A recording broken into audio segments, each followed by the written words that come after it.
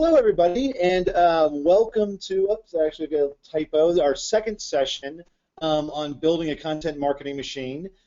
Today we are going to be looking at managing content. So in the first session, we talked a lot about the strategy of how inbound marketing works. This session we're going to be looking at building content, and this is going to be kind of a, we're going to be going over the essentials of how to work with a content management system, but primarily we're going to be focusing a lot on how to build responsive content. So if you're looking for a mobile website, even if you have a responsive theme on your website, it's still important to build responsive content that looks very glossy and polished. Next week we will be doing session 3, which will be about attracting people to our website with content, SEO, and social media. Week after that we'll be doing a workshop on converting using landing pages, thank you pages, premium offers, calls to actions, and so forth. And then session 5, 3 weeks from now, we'll be doing our session around analytics and sort of using advanced analytics and how to gather information to help make better decisions on your website.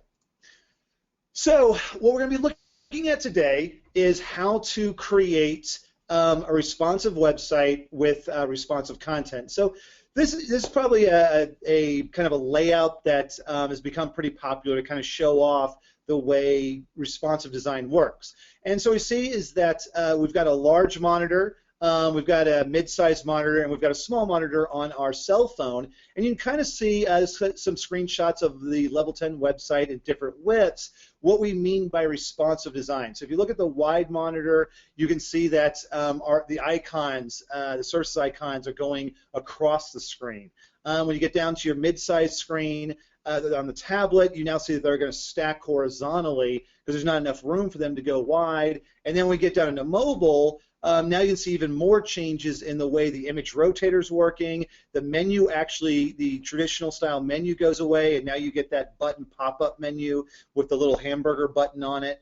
That's sort of mobile style. And in reality, the kind of the normal way of the default standard for doing sites is to actually have 4 different sizes. The one we're not showing here is the giant monitor size. So, but this gives a kind of a good idea what happens on the important sizes for mobile phones, tablets, and regular sized desktops.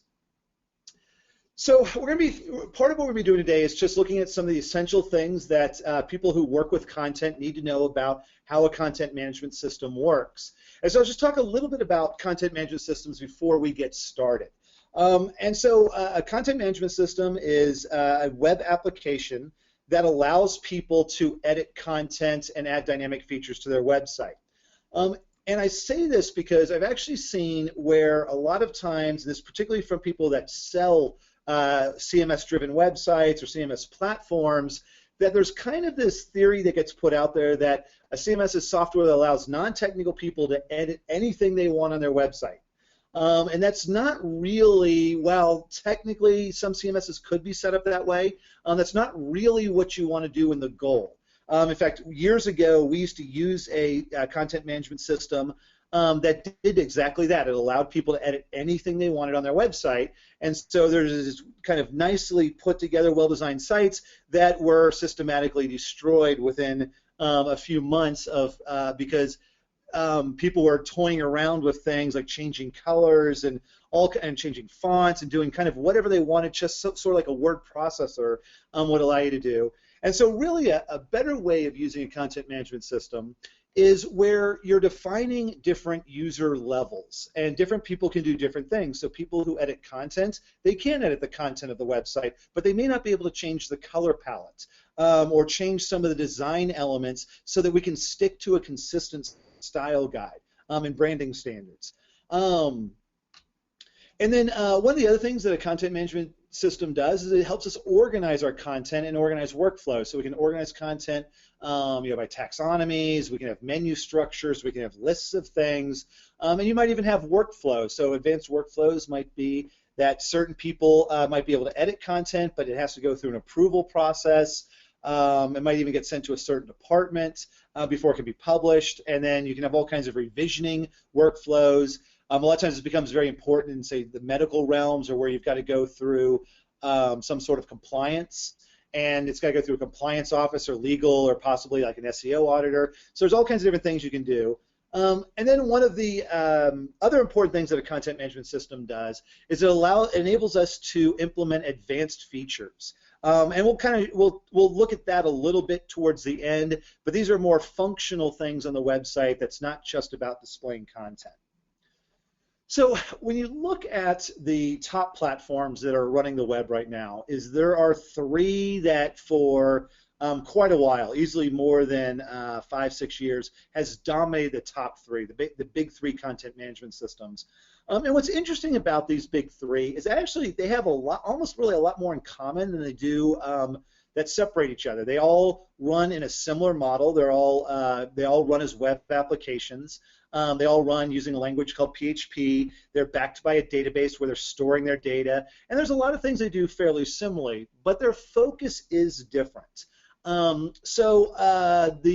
most popular one out there is WordPress. WordPress actually, I believe, runs around 15% of the web at this point, a huge number of sites, and it's excelled at being very easy to use. And in its earlier days, even up to a few years back, it was primarily just a blogging platform, but now you do see it being used more for some general websites and so forth. But that's the thing that is excellent about WordPress. It's very simple for someone that doesn't know anything about websites to get it up and going, and you're off publishing content. At the other end of the spectrum is a platform that's near and dear to our heart called Drupal.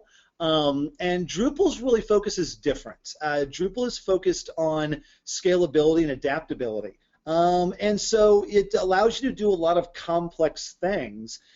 And the one drawback to that is that it does have a learning curve. It's kind of one of the more difficult of the CMSs that are out there to be able to use, but it can also scale into Fortune 100 companies, and there's a lot of organizations that are using it to build very big, very complex sites.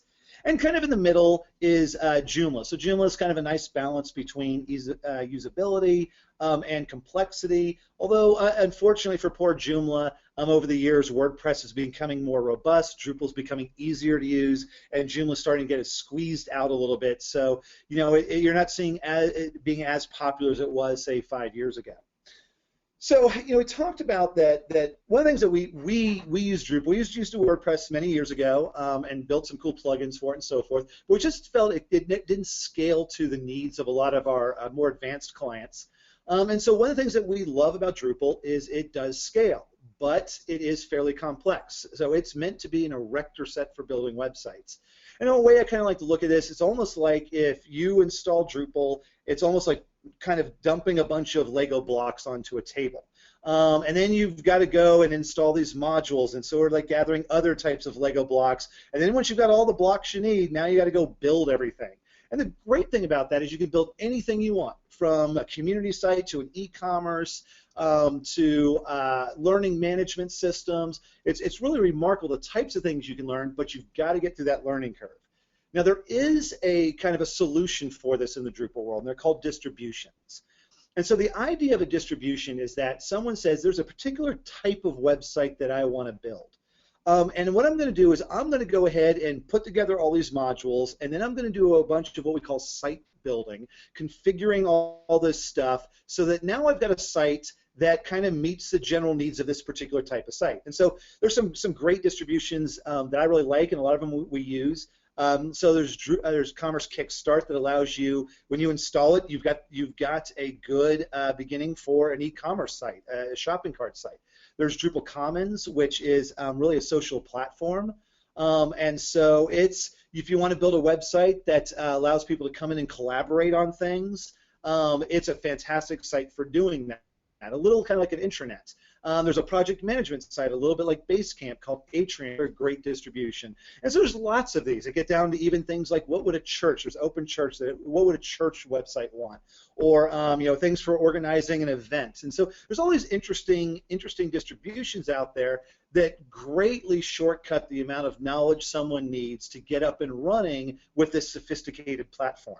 And so what we're going to be playing around with today is we're going to be playing around with a distribution of Open Enterprise. And for those who signed up, who kind of went through the sandbox, you've got a sandbox that we set up for you. I noticed there's a few people that there's a couple pieces of information that was missing, so we'll follow up on a couple of those if we didn't get yours set up beforehand. So you can follow along, or we'll be we'll give you the exercises afterwards that you can do this kind of stuff afterwards and just watch if you want. But so you'll be able to kind of play along using this distribution, and this distribution is built specifically for content marketing. It's also a pretty good distribution for just building a general small business website, even up to a large business website. I want to say that there's actually there are actually several companies in the Fortune 500 that are using this platform, but because you're dealing with an open source platform, it can scale down into even small businesses. So the way a CMS is kind of put together, and so we're going to be flipping back and forth between PowerPoint, and we're doing really a lot of exercises, and so it's just a piece of PowerPoint. But one of the things that it is a piece of software. There's a front side to it that shows the kind of the public-facing side that visitors see when they come to the website, and there's a back-end side that allows you to control your website and to edit the content, do a lot of other things that are on there. And so here is Open Enterprise in a default. This is the default way the sandboxes are installed. There's not a whole lot of content in here to start, so it doesn't look like much, but there's actually a lot of functionality that's built in. One of the first things I'm going to do is go ahead and log out. And so when you first come to the website, if you're not logged in, you're going to see a page here, and you can tell that you're not logged in because there's a black menu bar that would be up here that you don't see. And so just to log in, we can type in user, and everyone who has a sandbox, they will be able to log in using the email address training at getlevel10.com, and the password is just pass. One of the very first things we're going to do is go and change that password. So now I'm logged in, and I have got my admin menu up at the top that allows us to get to all kinds of different functionality within our system. So one of the first things I want to do is I want to go change the password of, right now I'm logged in as what's called user 1 or super user, that has power to do anything they want on the website. So we don't want to have a password of pass, so we want to go ahead and go change this. So I just clicked on people. I get a list of the people in the system. These people, other than the admin, they're just testers. I'm going to click in and edit and go ahead and put in my name. I won't worry about a photo right now. I'm going to put in pass here, and now I'm going to change my password.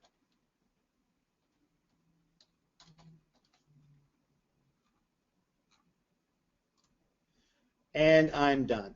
And so this is what we kind of mean by that it's web software. So there's this whole interface on the back end to manage things like people and content and advanced features and so forth.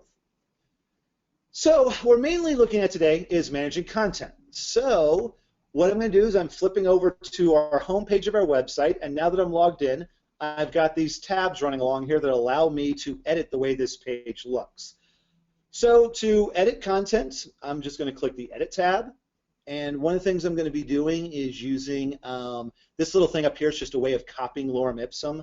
So I'm going to go ahead and just paste some placement text into my page. I click Save, and voila, there I have now changed content on the site. No contacting your web developer, having to wait 4 weeks for that to change. I can just go ahead and click Edit and change it as much as I want. So if you've done content management systems before, you know that that's what they do. So mainly what we want to do today, though, is not just look at creating content, but we want to be looking at how do we create responsive content. And so one of the things that we highly recommend whenever you create a responsive website is to implement a responsive framework.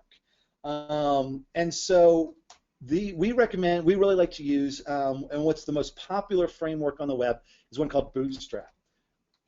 And you can kind of look at how it's put together by going to getbootstrap.com. This was created by Twitter several years back, and a lot of times it's commonly referred to as Twitter Bootstrap. It's kind of officially dropped the Twitter names, now just known as Bootstrap. But either one kind of works. And so what a CSS framework does, and this is not a Drupal thing, it's not a WordPress thing, it's something that's just generally available. It can be put on any kind of website, whether it's CMS, whether it's just static HTML pages, although there is a way of integrating it into a CMS, but it gives us a standard way of working with markup and working with content so that it's responsive. One of the nice things that it does is it gives us all kinds of different components that we can play around with, things like icons and so forth. So I'm going to just jump down to a component that is inside the Bootstrap system. I can copy it from the Bootstrap website, click Edit.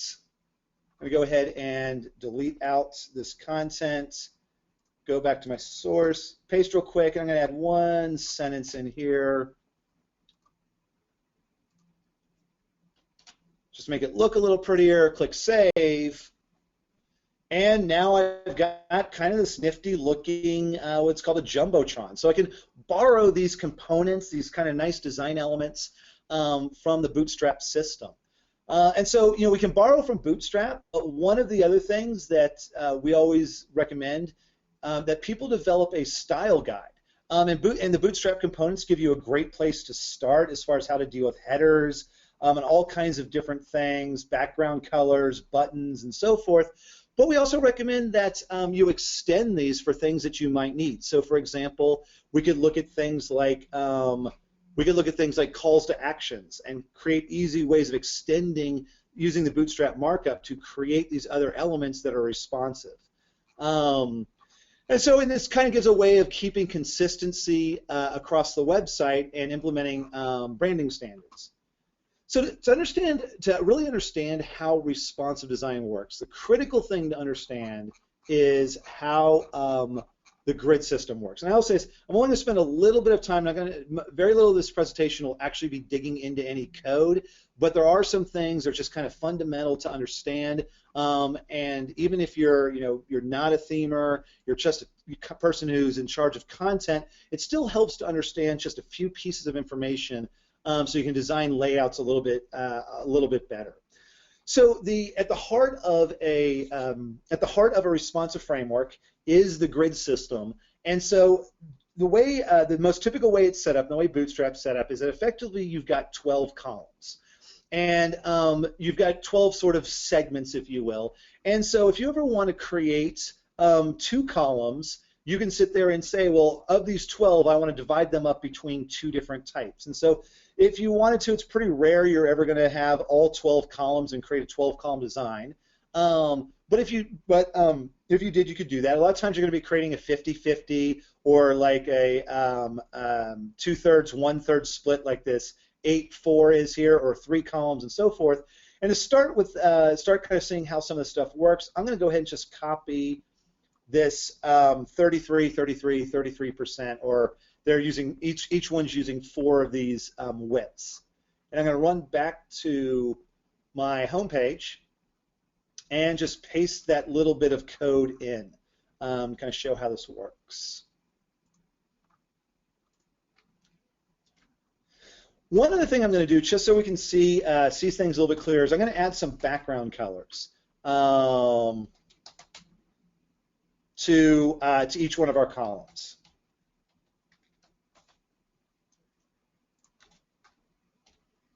And these are just classes that give us colors. They're built into Bootstrap, so they're always available for us. And the last thing I'm going to do to pretty this up is I'm going to actually paste in a little bit of content. Grab a paragraph here and paste some content there, paste some content there, and in the last column. And when I click out of my source, what you'll see is that we've now got three segments that are in different colors. They're actually, when I save, you'll see that they'll actually go across the screen. And so now we see that we've got 3 equal columns that are responsive. As I tweak the page down, we'll see how this content collapses in sort of an organized, intelligent way. So what's happening here is I'm right now sitting at in our first session we talked about breakpoints. So there's 4 breakpoints in the site. Right now I'm sitting on an extra large monitor, or just we call the large breakpoint. As I get a little bit closer, we'll see it snap. Now I'm on the medium breakpoint, which would be kind of is meant to represent a kind of like a typical small monitor you might a regular monitor that you might have on a laptop or a desktop computer. As I go further down, I'll hit the medium breakpoint, which is sort of a tablet size, and now we see that the content stacks all on top of each other. And then there's one more breakpoint as I go down further that I just hit mobile phones. And so one of the big things that happened is that you can see that our menu changed and the content remains stacked. And one of the things that you might see in non-responsive sites is sometimes when you collapse down, you're going to have a sideways scroll to get to all three of them. Or you could have a situation where you get to a certain point and the third one collapses underneath, kind of leaving a blank space here. And so this gives us kind of a nice way of collapsing things down. So now what I'm going to do is I'm going to go ahead and put some put a video in and some other things that are a little bit more interesting into our boxes. Let me go. I'm going to grab a real quick here. I'm going to grab a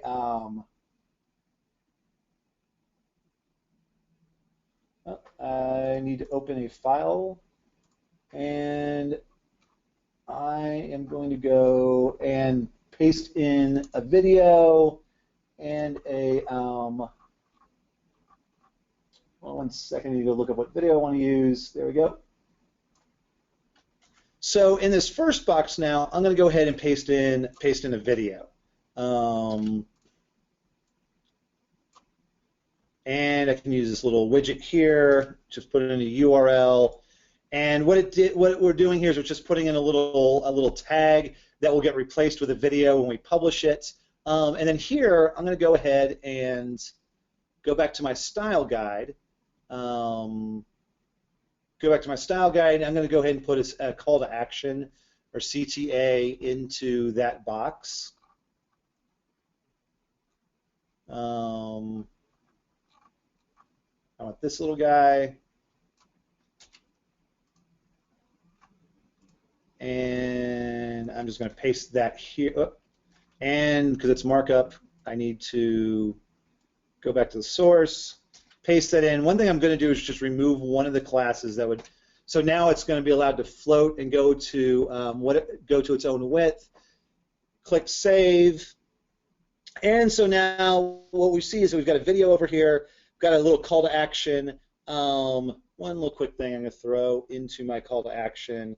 I'm going to throw a little bit of lorem ipsum just to make it a little prettier.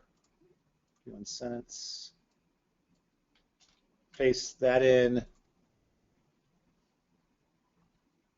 And so now when we collapse down, what's important to see is that these elements are expanding to take up the size of the container they're in. Now there's a little trick that has to be pulled to get video to do this. I'll explain that in a second. But so as I go down, what we see is that this call to action is now changing size, and if it's designed well, it'll look good at all these different sizes. And so, for example, now it's very wide and still looks fairly respectable. Sometimes it's hard, when something goes from wide to narrow, and as I go a little bit narrower, you can see that it still kind of keeps the look of a call to action. One other little thing I'm going to do is that you notice that when we're collapsing down, it goes from 3 wide, then all of a sudden snaps down to fully stacked.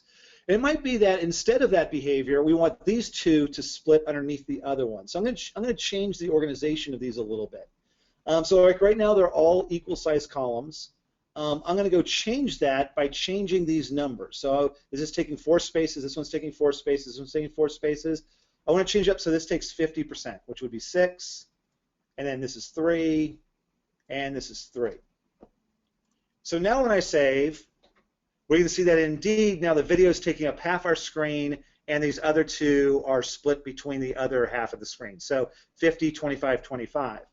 And so this is a way it's kind of easy to use a grid system to kind of create different columns of layouts.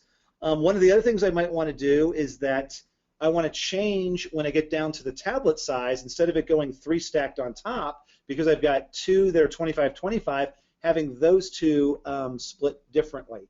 And so I'll look at the code, and I can throw in another real quick, I can throw in call small, which is our tablet size, and I'm going to say I want that to be 50%. Don't worry about the specific syntax. It's actually just good to know that this stuff can be done. It's not like I have this stuff memorized. A lot of times I've got to go look at Bootstrap, something like that if I want to do specifically, but it's important to know that it can be done. And so what's going to happen now is as I collapse down, we're going to see a different behavior. So before we got all three stacked on top of each other, but now we have our first column stacked, and then the other two are splitting between the two, and then we get down to mobile, our extra small size. Now they're stacked three on top of each other. And so that's kind of the basics of how how responsive grid works. And one of the things is we have been playing around in markup. And every once in a while, you do want to exit into markup and do some little tweaks or something like that. But one of the things that we think is really important is enabling people to control a lot of this stuff without ever having to touch markup. And so there's kind of some things that we've built into Open Enterprise, and I think you'll start seeing a lot more of this stuff coming into editors as time goes along that allows you to insert these kinds of things instead of having to exit back to the source side and change the source automatically. So for now, I'm going to go and delete this and show what some of these things kind of look like. So if you remember when we started, we did a 3-column wide. We went to Bootstrap and copied that code. Well, actually, we can just use this content template as a quick way to get to this stuff. So let's say this is our homepage we're building out, and I want to have a 4-column design to show most recent blog posts. And so I can just paste that in. And now I've got myself a 4-column design. If I go wide, you can see that it is actually 4-column. It's just when we're here, it's thinking it's responsive in a smaller. So if I go wide, we can fully see that. And one thing I'm going to do is I'm going to add a little header, recent blogs.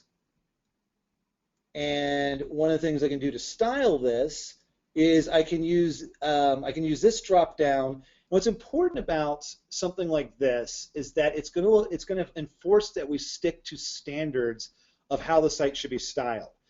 So one thing, for example, that you do not see in this tool set is the ability to pick any font you want, or the ability to pick any color you want. There are actually widgets that can be turned on to do that, but we want to maintain a consistent style guide, and so if you allow people to put any content they want, then they'll break out of that. And so the better way to do it is say if someone really wants a color, let's make that color a standard, like a highlight color, for example. Let's make that color standard on the website, and instead let's give a style that can be dropped down instead of just free form changing a color. So one thing I'm going to do here is I'm going to quickly, just for the sake of speed, I'm going to paste in some little placeholders. We will change these later, but for now I want to get, I'm going to kind of throw in something that would look a little bit like what like a blog list might look like.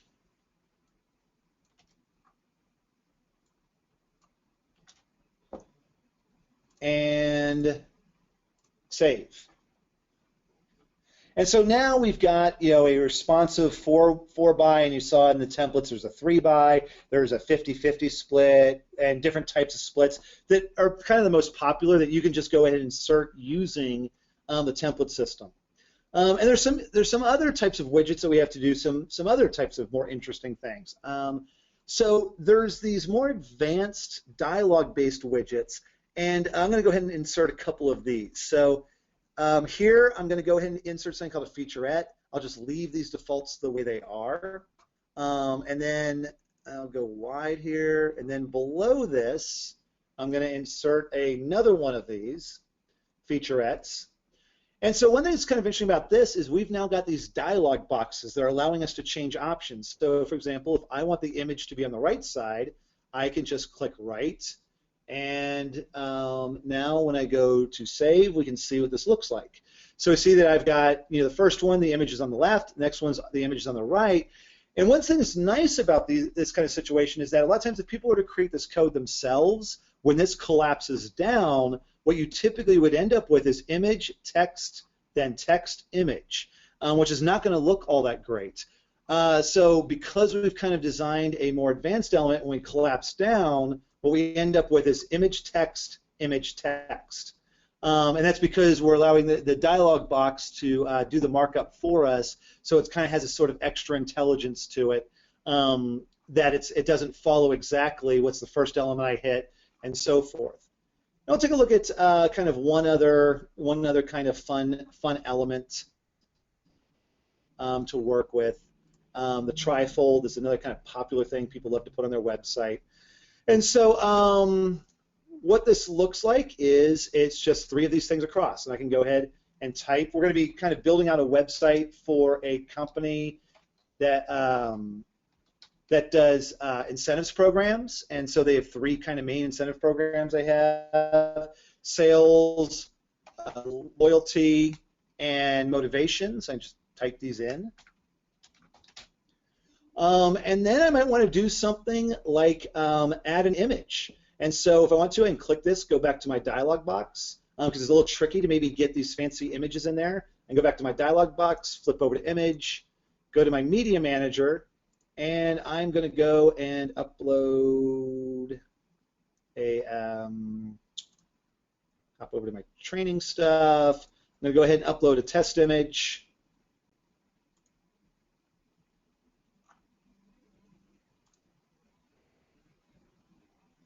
And now click save.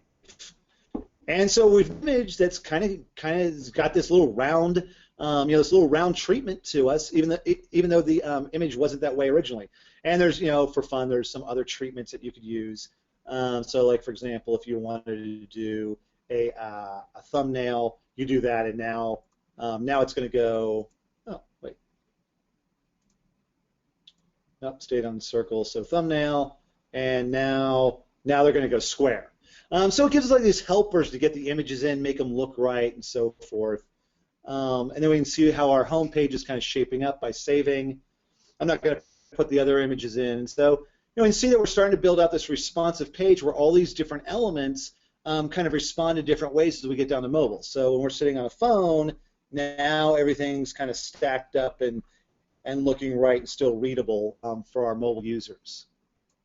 One last thing I did want to talk about is mobile images.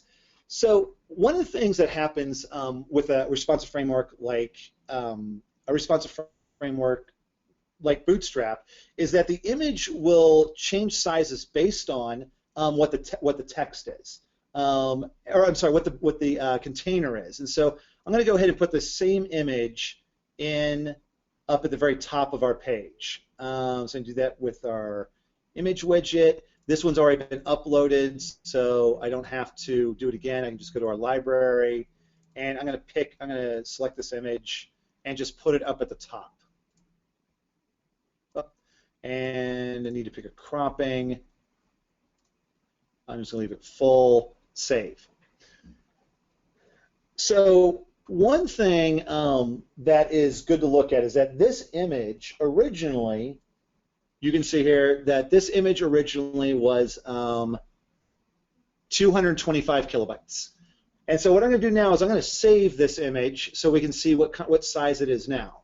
So I'm going to save that, run back to my downloads, and we can see that it's now at 96K. And so one of the things that's going to happen with this image is that as the screen gets narrower, it's going to get small. It's going to look smaller. But in reality, if the way a responsive framework is normally done, the image, the actual size of the image that got loaded was still that 96K version, which is, if you've got a lot of images, is going to be a lot to download over a mobile network. So there's a little extra module that's put in, system that's put into this to help with this, to actually fetch a smaller image when the size is smaller. It's called the picture module in the Drupal world. And so now, while I'm down here in mobile, if I save this image, the second version, what we see is that this other version is actually only 24K. And so that's kind of a nice part of responsive and a nice touch to speed up load times on mobile is not just does the image look smaller and look nice, but it's actually downloading a lower resolution picture, so that it's not taking up doesn't take a long time to load over mobile bandwidths. And I'm going to now drop out, just go ahead and delete that image, and get back to our regular page, our regular homepage. So we've been pretty much just looking at editing content on a single page. And in Drupal vernacular, what we've been doing is we've been adding the home page, which is something called a node. And nodes are basically where you can go, there are these pages that you can go put any kind of content you want. You can edit them just like we've been editing this. But one of the things we might want to do is add some additional pages. So I'll show you real quick what that kind of looks like. So I'm going to use this little shortcut to add a page, and we're going to start to build out our brochure site. So I'm going to add a solutions page, copy in a little bit of text here, and publish. So a few things that are important to note here is, one, we've now created a new page on the website, and so it's literally just kind of that straightforward to do that. A couple things that are interesting to note is that if you look at the URL for this page, or what we call the path, it's node/2.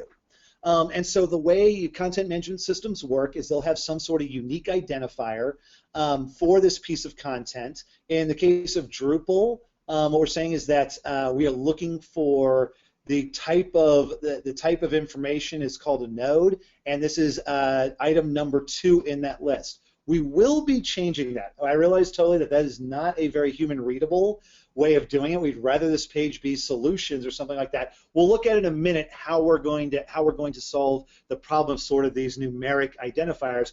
But it's good to know that that there's sort of that this is the way content gets added. So the next one we add will be 3, 4, and so forth.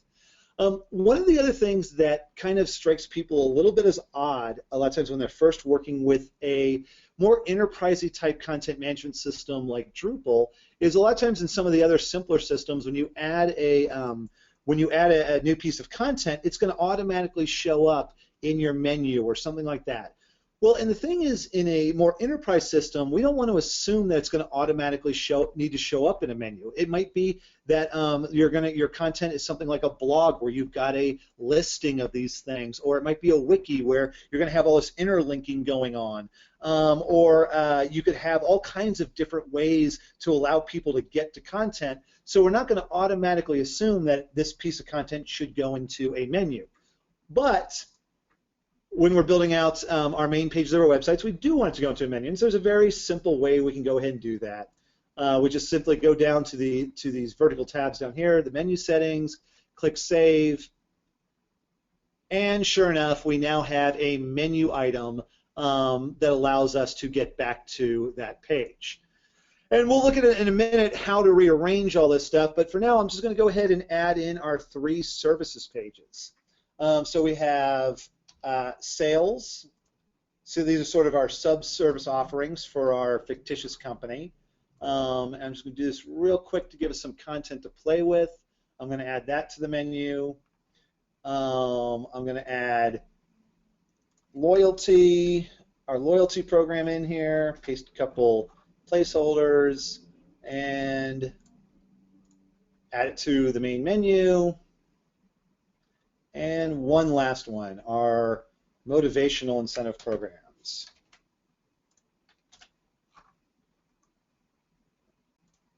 And add it to the menu.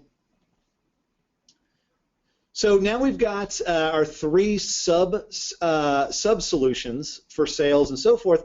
One thing we want to do, though, is we really want to kind of rearrange this main menu. And to do that, fairly straightforward. There's a cogwheel here, and I can go, it gives us a shortcut. I'm just going to go ahead and edit the menu, and I can just use a drag and drop interface to change the menu up. So I want to move solutions up underneath home, and then I'm going to put sales, and by indenting into the right, I'm now saying I want sales to be a sub-item of solutions.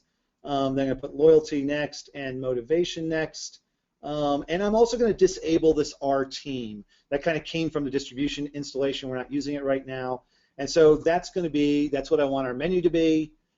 And so now we've got everything reorganized. One thing we may want to do is right now when I hover over solutions, you might expect that we might get a drop down, but we're not going to automatically assume you might want a flat menu, and there's other ways to say get those sub-menu items over in your sidebar. For now, we do want to drop down, so I'm going to go hit one last setting to let our system know we want to drop down, and I'm going to do show as expanded. And now when I go back, we're going to have a drop down menu here to get to our subpages. One last thing I want to show is that we've got our trifold across here, and we want to have these links go to our services pages. So I'm just going to go ahead and on one of these, on the sales one, I'm going to right-click and do Edit Link. And I'm going to do an internal URL, what's called a relative URL, back to that node. And I just know that that was the third page I added, so I'm just going to put in node 3. Just kind of a simple way. That's a simple way to add an inline link, so I can click to it and get to that page. So one thing we talked about was that we've got these kind of not the world's most friendly slugs for getting to our content. And so we can easily remedy the situation by using what's called an alias. So for example, I can go to our solutions page, and instead of it being node 2, I want that to be solutions. So underneath our vertical tabs, there's a place where I can go in here and type in solutions. Save. And sure enough, now we no longer have the node 2 there. It now says solutions, and our menu has changed so that So like looking down at kind of at our footer, we see that yes, indeed, down in this area, yes, indeed, the URL has changed. If I go to our sales, page, I can do the same thing here. I'll just add a URL path, and this we could do it as solutions-sales. It could just be sales.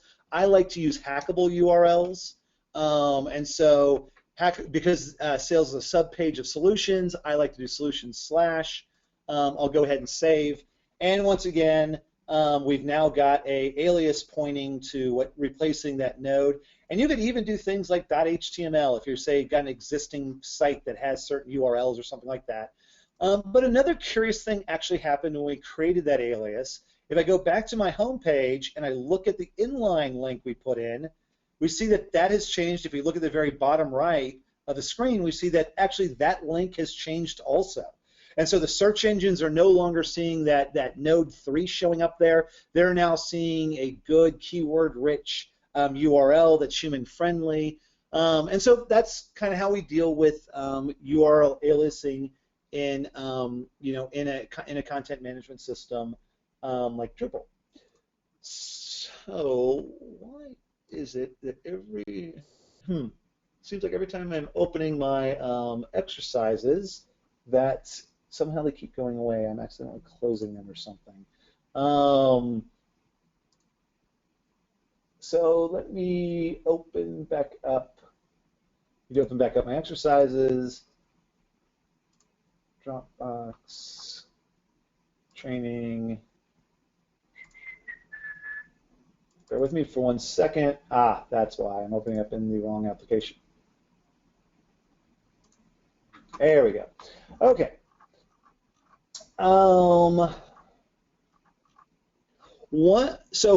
So far we've added content to our site, but it's all been of what we call a basic page, a pretty simple piece of content that has a title, has a body, and there's some extra little settings like a URL and so forth.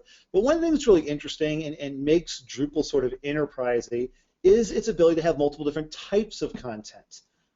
So for example, if I go up to our menu and look to add content, what we see is that by default that we've got 5 different pages of content I can add. We've been working with the basic page, there's also a blog post, landing pages, and so forth. And to kind of illustrate what this allows us to do, I'm going to go ahead and enable a new type of content type. And for those of you guys who are the sandbox sites, you've got access to a bunch of other content types beyond just what's in the base installation. So what I'm going to do is I'm going to go ahead and add an events content type. And I'm also going to enable it in a way that we've got some demo content to work with. And when you think about it, an event needs more information than just a title and a body.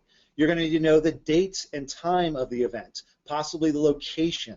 Might be that you want to link someone to where they can register for that event, and so forth. And so this is why we have systems where we can create these different pieces of content, and then we can add different pieces of information that allows us to expand what these content types are capable of doing.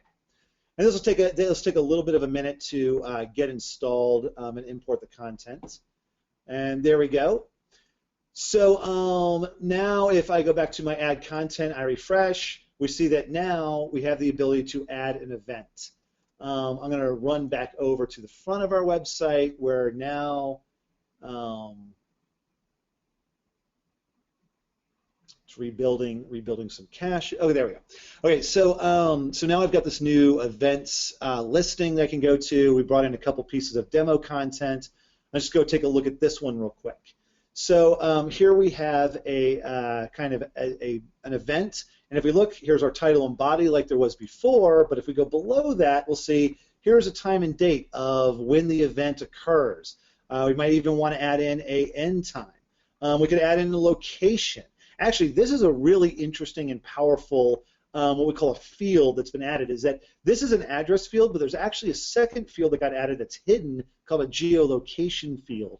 And so when we put an address in here, what it actually does is then goes and hits something like Google's mapping API to come back with a longitude and latitude so that we could do things like radial searches and so forth. And so we could have other types of fields, such as like a registration link, special instructions, those kinds of things.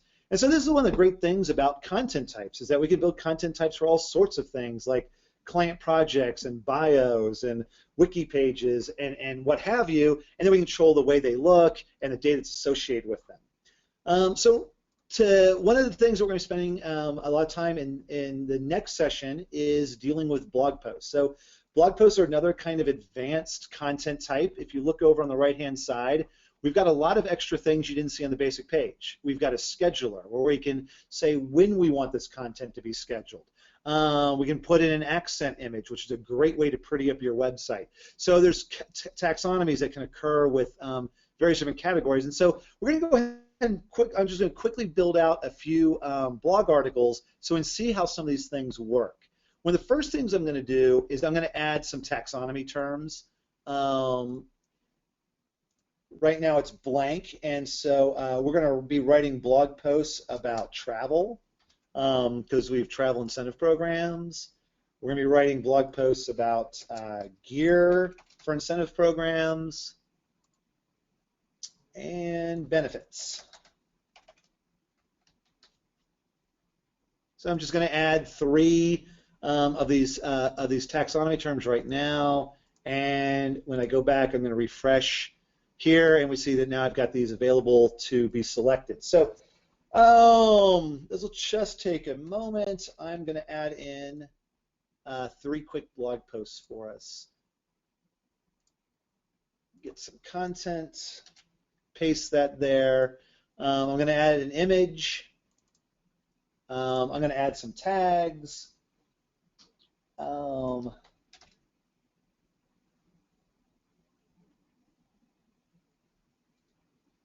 Destinations and sales, and I'm not spelling that right. Destinations, and this one's going to be about travel. I'm going to go ahead and publish. And so some of the things you'll notice here is we've now got this nice pretty picture up top. We've got our tags. We've got some different pieces of information. Another thing that's interesting is if you remember before when we published our basic pages, we had node/a number.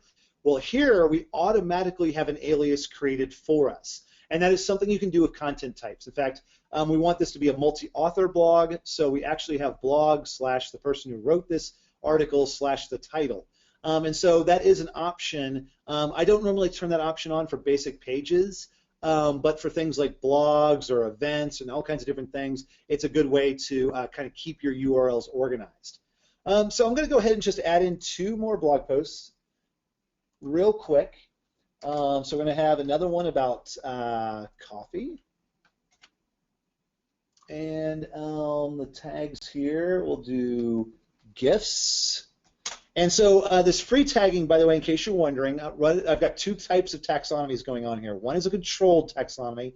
The other is tagging. And tagging is where an author can create their own tags, the way it's normally set up. And kind of a neat little feature of this is that if I type in a tag that's already been used, it'll give me a hint for that. So that way we don't end up with all these different spellings or hyphenations or capitalization.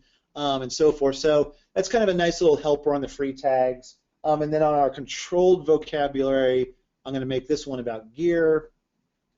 We'll add just one more.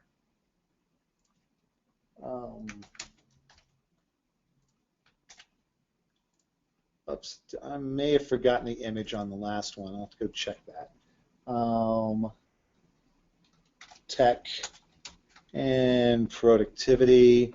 And I'm going to make this one about gear and benefits.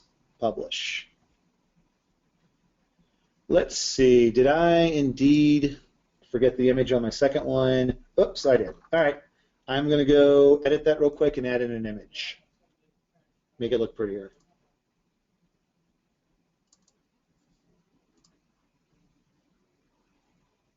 All right. So now what I'm on is we can kind of see how a blog all comes, something as complex as a blog kind of all comes together. So we've got I've got 3 posts in here, and this is a general listing of all these posts. But you remember we put in these taxonomies and these tags. So if, for example, someone wanted to see a list of just blog posts that had to do with gear, we can click on this, and now we're going to get a filtered list of blog posts that just deal with gear. If I want to see just blog posts that are about gifts, I can click on that tag and do that.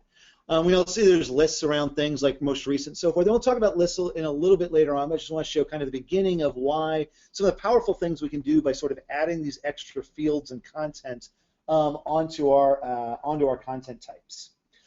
One last thing that we can do with when we're adding fields to our content type is we can change the way they look. And in particular, we can change the way they look and how they collapse when we're looking at mobile devices.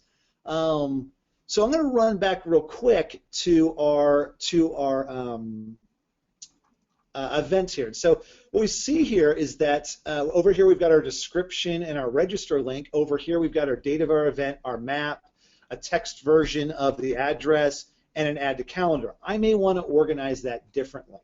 So to do that, I can go to Manage Display. And what's controlling that is there's actually, for right now, we have built in and set up that there's sort of this four regions that can place different pieces of content to lay out my page. And so I can go up here and say, all right, well, maybe I want to move the date and time from the right side to the left side, and I'm going to move the iCal feed, same thing, over to the left side, and I can click Save. And so now we've seen that our date and time have moved over and our iCal have moved over. Might also be that maybe we want to change this up. Instead of doing a 50-50 split, we might want to do a more of like a 60-40 or something to change this up and look maybe a little bit more engaging. And I can also click on Manage Display. And so one of the things in our responsive framework is we have these classes that we can work with to do this kind of stuff, but this is a pre-structured layout, so it's not like just content that we're putting in the page. Because we're working with a pre-structured layout, we're going to have to look at a slightly different place to put classes on those columns.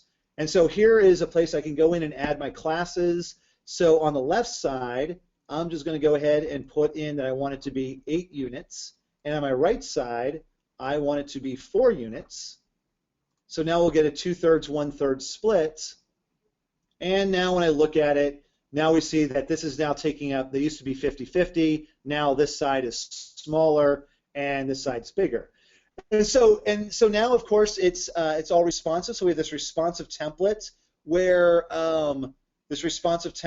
that we can control the layout. One of the things that's really neat about this is, so we've kind of almost seen two ways of getting responsive content into our websites. One way was I've got this just catch-all body field or just text field, and I can use Bootstrap markup to lay things out. But then I also have this content type where we have things that are known on the blog. We have the image. We know we're going to have a map. We know we're going to have an address. And so what I can do is build a pre-built template so that my content authors, they don't have to go and lay out every piece of content because we're also going to end up having inconsistencies. So now every event is going to be laid out this way unless we decide to use a different what's called view mode. And so I'm going to go out back to events, and we're now looking at a different view mode. So this would be the list of events. What we were looking at before was the full display. Now what we're looking at is the teaser. And so I can go to Manage Display, and this is, we're using sort of this 4 layout grid here also, but now I've selected different things, and up here we can see that I've got different view modes for the same content. There's full, teaser, the iCal, events, there's something called mini, which we normally mean to be kind of pretty with an image. And so there's all these different types of view modes that we can create for where we might want to lay this content out differently. And so we can even add additional ones. So we can say, how do we want our content to look in our RSS feed? How do we want it to look when it's the result from a site search and so forth? And we can add as many of these as we want. Although generally you'll get pretty far with just the full content teaser, and we like to add in a mini to have when it's kind of visually a little bit more engaging. And so mini, in case you're wondering what that is if we go to like the blogs, if we go to our blogs, mini is the view mode are these things right here. So like if we look at how mini is defined, we see that it's actually a pretty simple. It's not even a 4 column. It's just a single thing. It's just 2 items, featured image and title. But so it kind of gives us something that like makes it look prettier with the featured image, kind of like a different style of teaser. Okay, so at this point we've been doing a lot of demoing. We take a step back and let's get kind of like look at a little bit more of the what is going on from a kind of a strategic standpoint. So the way a content management system is set up, or I should say most content management systems are set up, is that you have a theme that defines the look and style of the website. And in that theme, there are these rectangular holes that are punched that we can put dynamic content in. And we can configure to do things. And so probably one of the most important, and these are called regions in the Drupal world, but mostly what we've been playing around with is the content region. And as we've been creating our nodes, we see that the information that we're adding into our page is going into this content region. There are other regions that are on the page. So header, sidebar, navbar, and the theme defines how many regions there are. But we don't necessarily need to have a theme. We don't need to have a region for everything we want to put in. We can put multiple things in the same same regions. So far we've been looking at one sort of structure of content called a node, and nodes are kind of classified as sort of major. I like to think of it as sort of like a major piece of content, and there's a URL to get to that information. Whether it is node / a number or it's something more human readable, but basically we can put in some sort of end URL path, and now we get to where the content for that node is sitting in the main content of our page. There is another type of structure in Drupal that is called a block. And what it's designed to do is it's normally for smaller pieces of content or functionality that's meant to be shared across pages. So these are the things that are normally put in sidebar regions, footer regions, regions other than your main content area, although they can be put into the content area also. So if you're looking at this site here, we could have a main menu block that's up at the top, and then we could have maybe a custom block, the chairman's corner, something like that, quote, or you can do a list. We saw lots of examples of lists on the blog. These are all blocks that can be put onto many different pages that we can use to decorate our content. And so we'll look a little bit about how the block system works. So we've got our sites, and so the first thing we want to look at is what kinds of regions, these places that we can put blocks, what kind of regions do we have? So where I went is I went to the structure and then blocks, and we've got this handy little link here that says demonstrate blocks. And so this is kind of showing a blank version of the theme, and in yellow we're seeing the different regions that are available to us. So navigation, top bar, our primary, secondary, and actually you've been looking at our site so far, you'll notice that there's a bunch of things going down the right side and there's nothing on the left side. That's because we have nothing in the primary, so it just collapses down. But if we wanted a 3-column website, we could start putting things into the primary, highlighted, and then we get to the content, and then we've got some footer regions down here. And so, to place blocks is really fairly straightforward. So here are our different regions, and I've just got I can drag a block into a region and it'll show up, or I can use this region selector as a shortcut. So if I scroll down the bottom, there's actually a bunch of blocks that are not currently being used but are available to us. So one thing I might want to add is a site search to our site. So there's a form for doing this, and so it's this block right here, search form, and I just simply go, all right, go put that into the footer. Save. And now when I go back to our site, I scroll down to the bottom. Sure enough, here is a search box that'll allow us to search our website. One thing I might want to do is add a header. So I've got our little contextual menu through this cogwheel. I go to configure block, and I can do things like add a header. So I'm just going to add in site search, save, and sure enough, we've now got a title. And so, I'm on the home page, but if I go to the blog page, now we've still got our site search. And so any page that I go to that is on the front side of the website, or a little bit more accurately is using our front side theme, is going to have this, is going to now have this block in it.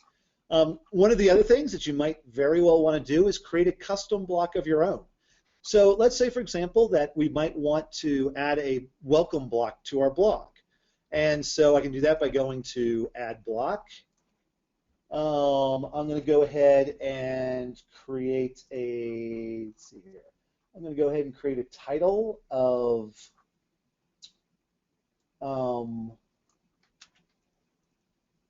welcome to our blog. I'm going to give this is an administrative name, so it's just something in the back end for us to help us identify what this blog is. So I'm going to call this blog welcome, and then I'm going to have a little, I'm going to just put in a little message down here. And so you can see this is in many ways a lot like creating a node, but we place it on our website differently. Okay, so I just created it, and now it's available in our disabled area. And so I could, it's going to be, what I call it? I call it blog welcome. So it's right here, our blog welcome. And so I could either put it into, I want to put the secondary, so I could put it here that way, or I can go in and configure it, and we've got this other method down here where I say, okay, in our front-facing theme, which is called Bella, I want it to be in secondary, save. And now when I go back to our blog, we will see that, sure enough, we have got our little welcome message. Maybe I want the welcome message to be at the top of the page, so I'm going to go ahead and rearrange this just using drag and drop.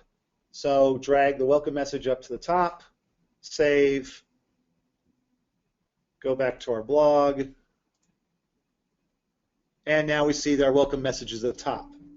Now there is actually one problem with something we did. So we get to our blog, we've got our welcome message. I go to a blog post itself, we got our welcome message. Great. But the problem now is I go to solutions, and once again, we have our welcome message. Our welcome message is now on every page of the website. We don't really want it on every page, just pages that are a part of our blog, which all start with blog / something. So I can go ahead and limit the visibility of this blog. So I'm going to go back in and configure. And then down here, we've got several different ways of limiting the visibility. One of the simplest ways is just using URLs. So I want this to only show up on the blog listing and any page that starts with the slug blog. And we've controlled the URL so that all blog posts are showing up that way. So I click Save, and now that block is gone from our solutions page, but when I go to the blog, it's still there. So it's really a pretty handy way of us putting information, or us putting these blocks onto the site. And this, I will say, that's just one way of doing it. It's kind of the most essential way of understanding how to do it. We will be seeing some more advanced ways, particularly as we get into session 4, and we want to look at how to place CTAs, and we might need a different call to action on each blog post to get the most relevant offer to match. And so there's going to be some kind of ways that we've streamlined how to do that. But for just kind of placing general blocks, this is a great way to do it. One last thing I was going to show is that another way of placing blocks is we can actually place blocks into our content. And so if you remember on our home page, go open this tab. On our home page, down here, we kind of had this placeholder for where we want to show our most recent blog posts on the home page. And if you don't have a CMS, you would have to manually update this every time. But we've got a system that's already going ahead, and whenever we publish something, it's doing that. So it would be nice to take something like this, this listing of blog posts, the most recent, and get it onto the home page. And so we could actually do that through the block system the way we looked at it, but because it's just a single page, it might be better for us to put this inline in content. And so I'm going to go ahead and do exactly that.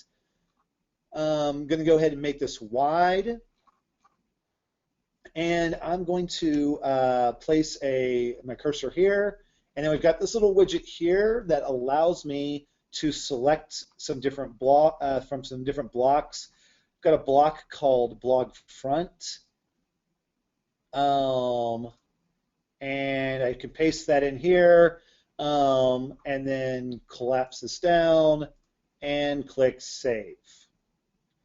As we scroll down, we now see this is an automatically updating list. One of the interesting things you might notice is that these two images are kind of nicely cropped because they were uploaded in a certain dimension. This image had a different dimension. And so we see that this cropping isn't really quite what we wanted. We can change that with our view modes. So to correct this, I can simply go in and go to Manage Display. And here's my featured image. And when I look at how I'm doing cropping, I see I've got no crop on that. So instead, to keep all my images nice and even, I'm going to go ahead and add a 16:9 cropping. Click Save. Now when I scroll down, we see that indeed our images are all cropped the same. And so there's a lot of the powerful stuff that we can do to create very stylish websites where people could be uploading all kinds of crazy images, and within reason we can get the system to auto crop and get things to look good. There are, auto cropping will only go so far, and then you might need to do something a little bit different, but at least we can get the same dimensions and get these things looking fairly clean. So one last thing we want to talk about on adding content is a little bit about lists. So one of the great things about Drupal makes it very powerful is the ability to create lists of things. And one of the things you're going to create lists of a lot is going to be content. So this right here is a list of content. So I'm going to show you what happens if I add another blog post. So I'm going to go ahead and go to our blog and just open this in another tab. And then I'm going to add a blog post real quick. I'm leaving, so we do it before and after. I'm leaving the way the blog was in one tab, and I am posting in another tab, just so we can do kind of a before and after. Let's see here. I got engage. Before it's too late. Do I still have my lorem ipsum? No, I don't. Go copy that again. Paste that guy in here. Grab myself an image. I'm not going to worry about any of the other settings. Just publish. And so now if I go back to the blog page, I just published a piece of content, and sure enough, it just shows up at the top of our river of posts. If I go over to, so this is a list. In particular, it's what we call, and in the Drupal vernacular, there's a module called views that creates these lists and can create all kinds of lists. So, here's one type of list where it's showing a list of teasers of blog posts all sorted in chronological order. These are actually all lists also. This happens to be a list of taxonomies. So is this one. This is basically this is the same list that you see over here, a list of blog posts that are sorted chronologically, but you see we have a different visual treatment. This is using the mini display mode. This is using the teaser display mode. So the mini display mode works a little bit better in a block where we've got less room. So that's why we're just using basically the same filter, the same list, but with a different display mode. We've got another one down here, most popular. And what's interesting about this one is there's actually a subsystem that counts every time someone hits a piece of content, and it emphasizes, it gives a higher rank to hits that are recent, and so then it will sort the order of blog posts based on the ones that are being hit and being hit the most recently. And then there's even a really fancy kind of list tool that I really like. It's not going to work awesome on this site because we don't have a whole lot of content, but on sites that have lots of content, it's fantastic. Called related posts, where basically there's a subsystem that is analyzing the content of these of all the different posts on the system, and then says, hey, is kind of their similar content, and I'm going to put these similar things down here, but this is too also a list. In fact, this is a mini view. It's now given more room to work with than the ones that are in the sidebar. And if we collapse the site down into mobile, you start to see that, yeah, indeed, it starts to stack up and look the same as the minis down here. But when we're in wide mode, they look somewhat different. And that's a huge part. It's neat that we can just add content, and on all these different devices, things are just laying out in ways that look good. So I was going to quickly show just a little bit about how theming works. So far what we've talked about is the theme is what kind of controls the look of the websites, particularly in the sense of the colors, what fonts are being used, a lot of the kind of creative, designy parts of the website.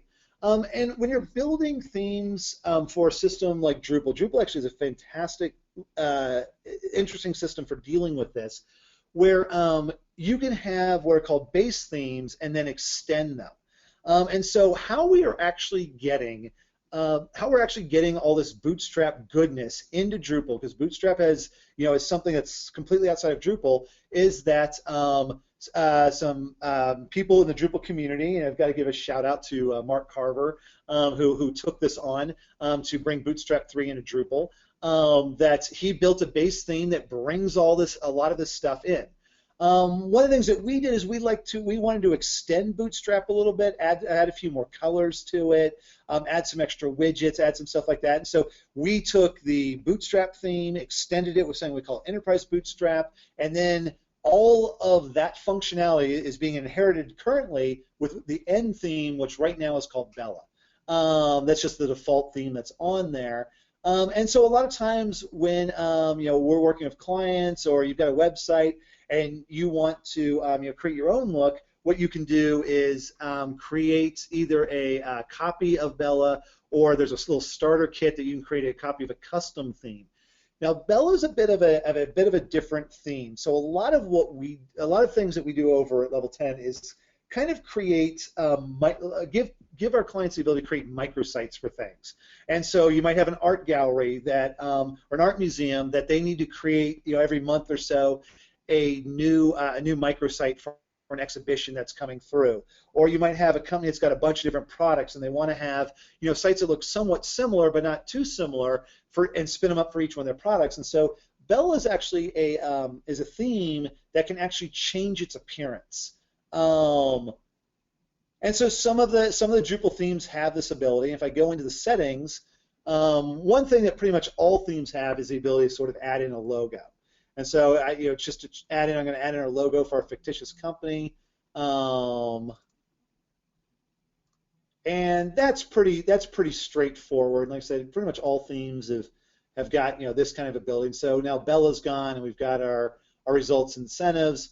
But some of the more advanced things that we could go ahead and do with something like Bella is that I can go and change the colors. To do that, I'm going to enable a module called the color module.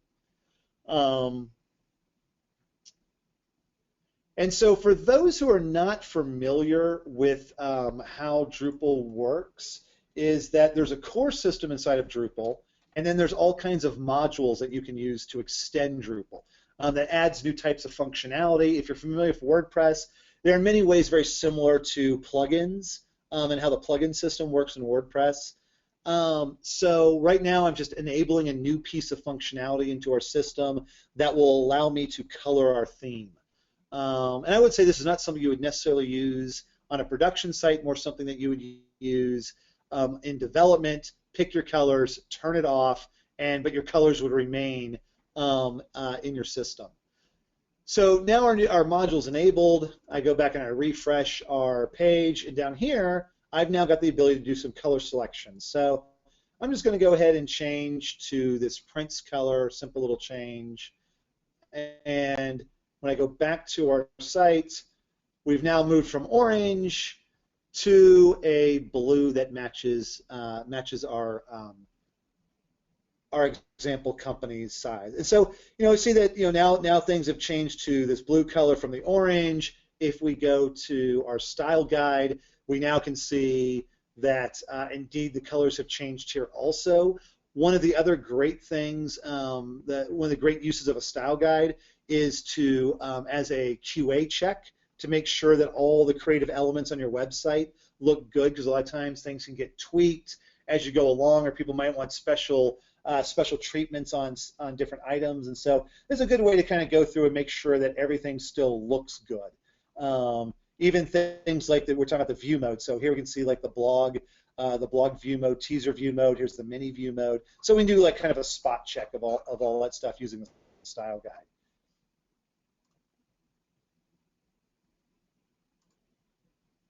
So one last session. I'm going to hop back over real quick to our PowerPoint.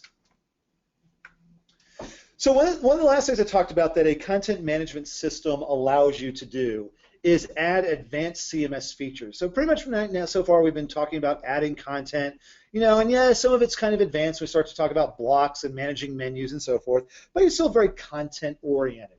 But there are lots of other things that we can do. So a CMS can allow you to do things like commenting and rating and sharing. In fact, there's really a neat module system inside of Drupal that allows people to do like 5-star ratings on content. They could flag content to say read later, or we can use it to like mark that a piece of content was read. So there's all kinds of different things, and then there's even like super advanced types of things you can do, like e-commerce, where you can create all kinds of products with pricing breakdowns, and then people can go and check out, and it'll calculate shipping and so forth. There's lots of things along those lines. So this is just a really kind of just tip of the iceberg of types of things that people can do using some of the advanced features that you can get out of a content management system. And so, old way of doing websites, there's still websites that are done this way, was to create websites using static web pages, just HTML documents. And so, a lot of times people would be surprised by there's things they thought like they might be able to do with a non-CMS driven website. And so one of the things that I remember, people always request, and it's a good request, is to have forms on the website that when people fill them out, that it either saves them to a database or mails them to someone or something like that. And what's interesting with kind of a static website is that that's actually requires some server-side programming to pull that off. Something has got to go and take the forms of the forms of the fields of the form, turn it into an email and send it off or save it to a database, and so forth. And so or a lot of times, and so what we used to do is you'd have to go get like a script to do that. And so in the old days, you remember, like a lot of times you're collecting these little scripts to do different things. And so, in fact, that's a lot of times how you work with something like a WordPress or something like that, is you would use the WordPress as sort of like a mega script to do the blogging. And, for a forum, you might use something like PHPBB, and for e-commerce, you might use something like OS Commerce, and you're using all these different scripts, but they never really work together, without, or at least not without a lot of work getting them to work together. And so that's one of the things that's nice about a CMS, is that we can take a lot of this functionality, but it all works together. And just as kind of a quick example, we'll walk through how to do a web form. And so we saw already a little bit of the way the module system works. So the modules give us the ability to extend Drupal's functionality, although a lot of modules aren't something where you enable them and all of a sudden something brand new is on the website. A lot of times what they're doing is they are giving you an ingredient to do something more powerful on the website. So a good example of this is, say you are constructing a form for people to submit, a contact form, and you've got, say, different fields to play with, and one of them is a text field. So you want someone's phone number. And so you can put just a text field that says, okay, I want someone's phone number, but that text field doesn't know what a phone number is versus anything else, and so it can't verify that this is a real phone number and give back a piece of information like this is not formatted in a proper format or something like that. And so if you could do custom programming to correct for that, but a lot of people, they don't want to dig into programming. And so if you wanted to say, hey, I want some sort of validator that's going to test, is this a real phone number pattern, and we'll block the form being submitted and give back a message if it's not, and only allow a valid phone number to go through, well, there's a module you could download that would do exactly that. And so a lot of modules are sort of just give you ingredients to do things. Like we looked at the address field earlier, so that's a module that gives you that ability, and then the ability to geotag stuff. That's another module. And so that's a lot of what you're doing in Drupal, is kind of pulling together these ingredients that give you more powerful building blocks. And so I'll just go ahead and walk through real quick how to build a form. So one of the things that's built into the system is something called web forms. This is a module. If you're starting from a scratch Drupal website, you can download this module and use it. But in a distribution, it's all in the Open Enterprise distribution, it's already there. And so there's no web forms in the system, so I can just go to Add Content, add a web form. Now, one thing, because we've built a system where we're focusing on inbound marketing, there's a lot of web forms you want to build, and so we've kind of done a lot to kind of streamline the process of creating a web form. And so for those of you who are used to using web forms, that's what all this stuff is over here. It just makes it a lot easier than the traditional process. But so we're just going to create a contact form. And so I've got these quick fields I can put in: first name, last name, email. I'm going to go ahead and add a subject and a message, and when the form is submitted, I would like to get a copy of it. And you can actually even get an SMS text notification. We'll show how that works in session 4. You'll need to use a third-party service to send that out. But if that third-party service is set up, then you can actually get a text message too that this form has been submitted. I'm just going to go ahead and click Publish. Oh, got to put a title in there. This is going to be Contact Us. Not going to put anything in the body. One last thing I'm going to do is I'm going to go ahead and add this to our main menu. Publish. It's going to loop me through one extra step where I can kind of validate the fields, and if I want to, I can add all kinds of other additional fields I might want to add here. I'm fine with the ones that are there, so I'm just going to click Save, and if I go back to View, I now have a form. I now have a Contact Us form to submit. One thing I'm going to do is just clean up our main menu just a little bit, and I'm going to turn off the Events menu item so that we've now got kind of a nice looking typical menu up here. And I'm going to go ahead and submit this form. So do Abe, tester, Abe, just kind of an example person, test, and testing. Submit. I get a little welcome message. We will, in the fourth session, look at ways to kind of do this with thank you pages and all the analytics and all that stuff. For now, just showing off basic basic implementing a form. And one of the neat things is that it will have sent me an email. It might take a minute or two for that to come in. So if I go to my Gmail, sure enough, here is the results of this form that got emailed to me. And if I go back to the form, I can actually, it also got saved into our database. And so here is the form submission. So it's going to keep all these form submissions even if I delete my database. And I can view the information that was submitted. I could export it into a Excel spreadsheet and so forth. And so this is what's really is one of the other things that's really kind of neat about a content management system. I don't have to go find some other script to go make all this stuff happen and figure out how to get it all integrated together. And my very last example, just kind of bringing this all together, is one of the cool things about web forms is here, this web form is being used as a node. And it's a little bit of a different type of node, I'll admit that. That, you know, it's got fields instead of content, but it's still a node, and we could put content up top if we wanted to. But it also created a block. And so, for example, if I wanted to have on our sidebar on our solutions page, I wanted to have that block, I can go ahead and add that in. So I could go back to our blocks, and then I could go down and find the block that got created. So this block also got created, this web form Contact Us.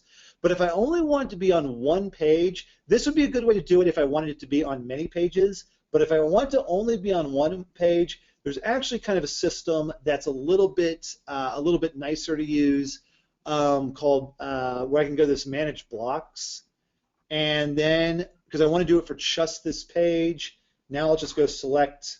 Got to go find the web form. There it is.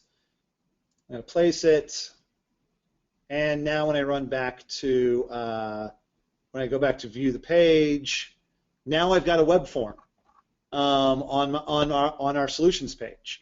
Now, if I wanted that web form to be on solutions, sales, all those, I probably would have used the other system because that's good for doing it. But so we can see how a node can be used as both a as a piece of content and a block, and just some creative ways that we could place forms on our sites. So that is that's our run through of how to use a CMS and how to create responsive content. Next session, we're going to be looking at how to create attraction content. So this is going to be a little bit more around how do we create good topics and create articles that people find interesting. Be focusing a lot on best practices for blogging. We're then going to be looking at things like how do we do SEO on our website, do keyword research, optimize content, and tools that we can use to help streamline that process, and finishing up with social media. How do we integrate our site with social media and leverage that to promote content? And we'll also be looking a little bit at RSS feeds and some of those things to get people to subscribe to our content and so forth.